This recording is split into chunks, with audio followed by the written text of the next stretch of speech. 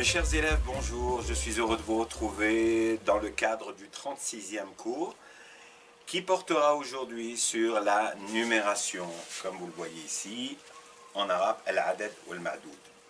Quand on dit numération, on parle de compter des choses ou des personnes. En français, quand vous comptez, vous dites un enfant, deux enfants, trois enfants. Ça se passe toujours de la même manière. Vous pouvez aller jusqu'à l'infini. Et en arabe, c'est un petit peu différent. Parce qu'en arabe, nous avons le singulier, le pluriel, et on a, pour deux, on a le duel. Et donc, les caractéristiques de la numération arabe sont assez différentes de celles du français. On va commencer par le commencement. Pour mentionner quelque chose, une seule chose ou une seule personne, en français on dit un enfant, un livre, une fille.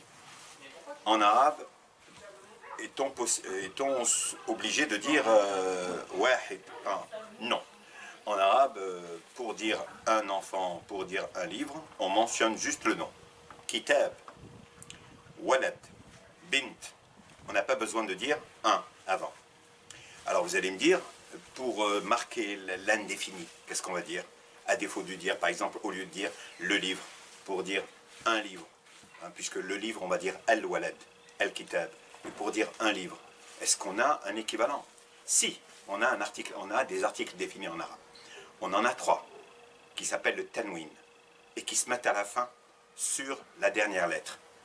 C'est un, et in. Donc pour dire un enfant, on va dire waladun, waladan ou waladin, en fonction de la fonction justement. Mais en arabe, est-on obligé de le dire? Non. L'article indéfini est rarement utilisé. Des fois, dans des contextes officiels, on l'utilise, mais c'est très très rare qu'on l'utilise. Mais on se contente de dire le mot sans article. Walad, kitab, bint. Donc ça, c'est pour dire un. Pour dire deux livres, en français, on va dire deux livres, deux enfants, deux garçons, deux filles. Est-ce qu'on va dire la même chose en arabe? Non.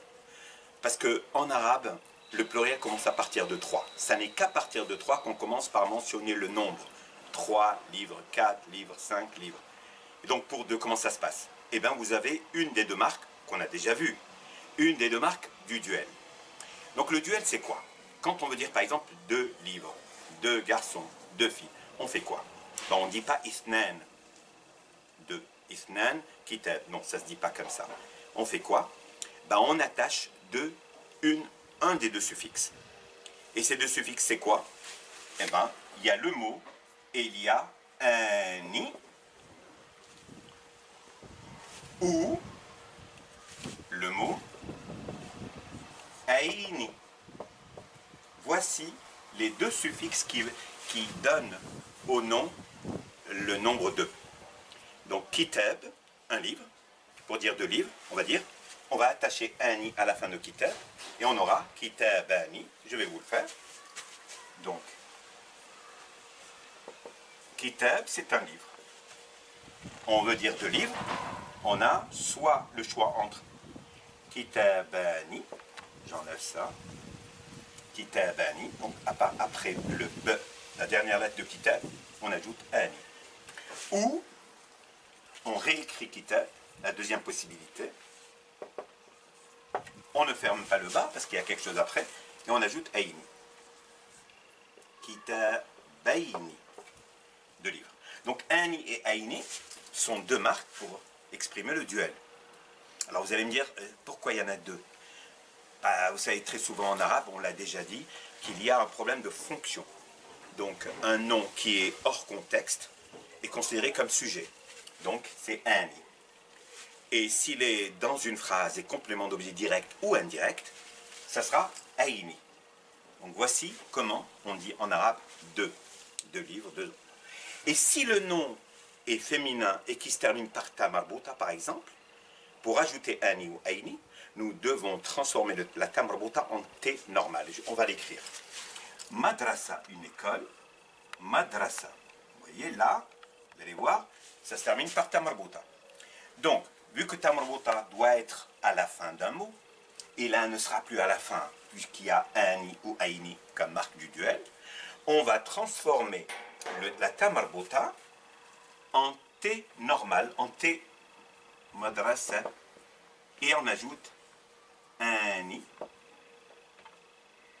madrasatani, et l'autre possibilité, donc, ou madrasa, on réécrit pour mettre la deuxième possibilité, la deuxième marque, qui est aini. Donc on transforme le ta marbouta en un ta normal,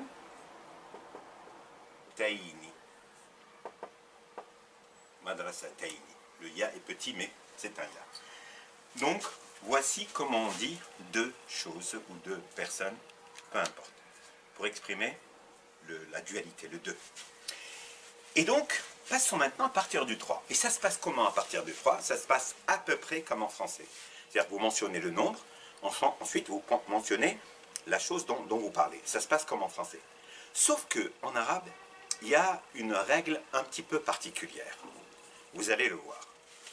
Cette règle, qui commence à partir du 3, donc on vient de dire que pour le 1, on se contente de dire le mot, sans dire 1. Voilà. Et pour le 2, ben, c'est la marque à la fin, qu'on met à la fin du nom. On ne met pas de nombre pour dire 2. Mais à partir du 3, 4 et ainsi de suite, là, vous avez le schéma français qui est le même que le schéma arabe, sauf qu'il y a des particularités arabes que vous allez voir tout de suite. Regardez. On va dire par exemple 3 livres. Et pour ça, il faut ne jamais oublier deux choses. Premièrement, que lorsque le nombre est entre 3 et 10, prenons 3, thalath. En arabe, les nombres ne sont pas invariables. Ils ne sont pas invariables. En français, quand vous dites 2, 3, 4, ça va être la même chose que le nom soit masculin ou féminin. En arabe, non. Les nombres sont féminins ou masculins. Le nombre ici, thalath, il est masculin. Je peux le transformer en féminin. Thalatha. Et ainsi de suite. Les nombres sont comme ça. Ok? Sauf, ça va comme ça, c'est comme ça jusqu'à 10. Mais les autres dizaines sont invariables. Pour dire 20, 20, masculin ou féminin, thalathoun, arba'oun, khamsoun, 20, 30, 40, 50. Mais entre 3 et 10, c'est soit féminin, soit masculin. Thalath ou thalatha, arba' ou arba'a, khams ou khamsa, sit ou sita, et ainsi de suite. Donc, comment je vais dire, par exemple, 3 livres? Écoutez bien ce que je dis. Lorsque le nombre est entre 3 et 10, la chose qui vient après sera toujours au pluriel. Sera toujours au pluriel. Ça, c'est la première chose qu'il faut retenir. Lorsque le nombre est entre 3 et 10, la chose qui vient après est toujours au pluriel, jamais au singulier. Ok? C'est un peu logique, puisqu'on est au pluriel. Donc, la chose sera au pluriel. Mais la deuxième chose qu'il faut retenir, c'est que lorsque la chose que vous mentionnez est masculin, le nombre sera féminin. Et lorsque la chose que vous mentionnez est féminin, le nombre sera masculin. Il y a le phénomène d'opposition.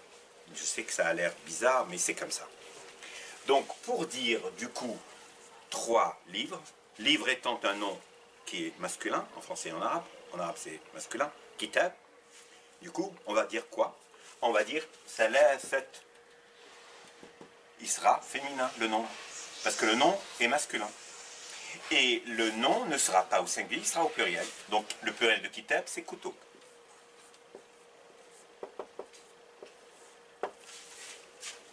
Vous voyez?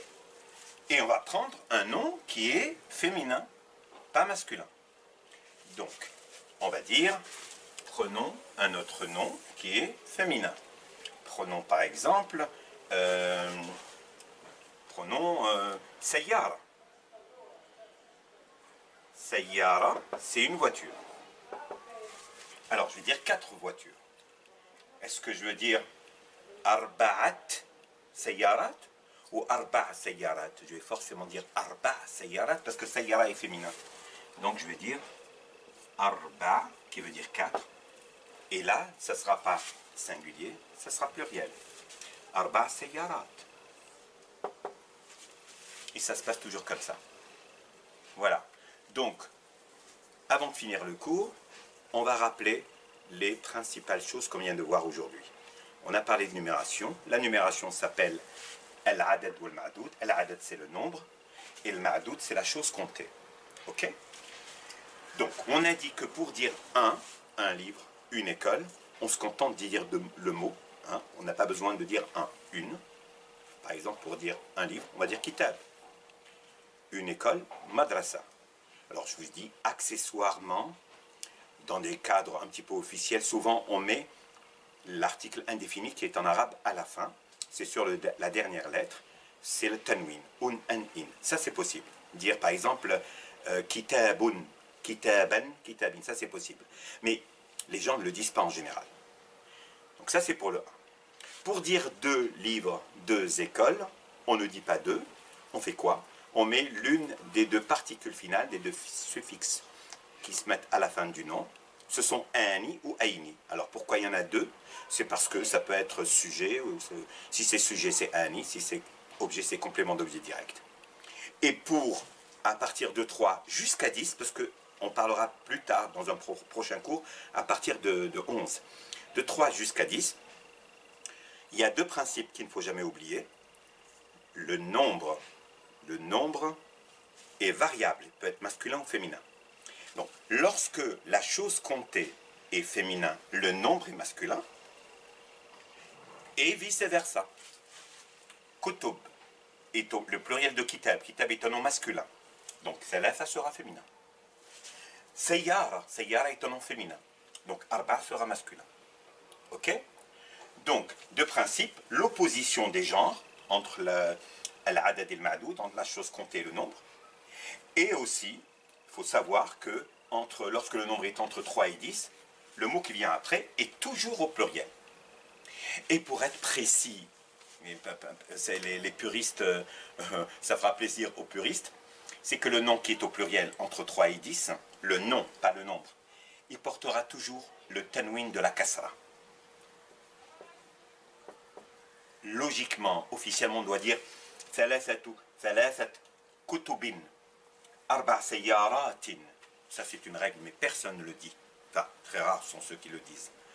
Voilà ce que je voulais vous dire à propos de la numération jusqu'à 10. On parlera de la suite plus tard. Je vous remercie de m'avoir suivi et j'espère que vous aurez l'occasion de revoir ce cours à plusieurs reprises pour que rien ne vous échappe. Merci encore et à très bientôt. Kitab, un livre, pour dire 2 livres. Soit on dit kitabani, soit on dit kitabaini. En arabe, dans la numération, il y a l'opposition des genres. Ce nom est masculin, l'unité féminin. Ce nom est féminin, l'unité est masculin.